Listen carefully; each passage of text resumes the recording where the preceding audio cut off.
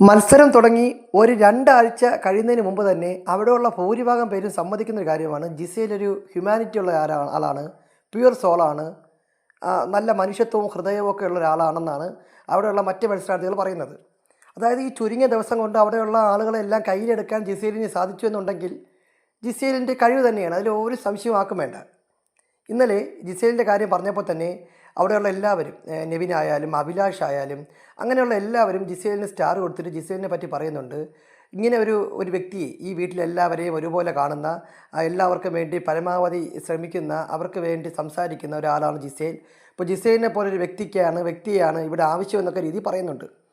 അപ്പോൾ അവിടെ ഒരു കോമ്പറ്റീഷൻ, ഇപ്പോൾ നമ്മുടെ പ്രൊമോയിൽ പറഞ്ഞതുപോലെ ലാലേട്ടൻ ഇങ്ങനെ പറയുമ്പോൾ അവളൊരു പ്യുവർ സോളാണ് ലാലേട്ട എന്ന് പ്രൊമോയിൽ പറയുമ്പോൾ ലാലേട്ടൻ പറയുന്നുണ്ട്, കൂടുതൽ നന്മവരം കളിക്കല്ലേ എന്ന് പറയുന്നുണ്ട്, പുതപ്പിക്കും ഞാൻ എന്നൊക്കെ ലാലേട്ടൻ പറയുന്നുണ്ട്.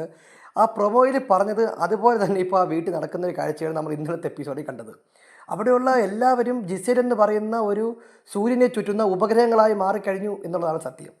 ഇങ്ങനെ പോയിക്കഴിഞ്ഞാൽ എന്താണ് അവിടെ ആ വീട്ടിൽ നടക്കാൻ പോകുന്നത്? ഇനി ബിഗ് ബോസ് വീടിനെ ജിസേൽ നയിക്കുന്ന ഒരു കാഴ്ച നമുക്ക് കാണാൻ പറ്റും. ഒരു ഒറ്റയാൾ പോരാട്ടം, അല്ലെങ്കിൽ ഒരു ഒറ്റയാൾ ഷോ, വൺമാൻ ഷോ ജിസേലിൻ്റെ ഭാഗത്തു നിന്നുണ്ടാവും. ബാക്കിയുള്ളവരെല്ലാം അതിനെ സപ്പോർട്ട് ചെയ്ത് ഈ ജിസേലിൻ്റെ പുറകെ നടക്കുന്ന ഒരു ഉപഗ്രഹങ്ങൾ മാത്രമായിട്ട് മാറുമെന്നാണ് ഇന്നലത്തെ ഒരു പെർഫോമൻസ് കണ്ടിട്ട് തോന്നിയത്.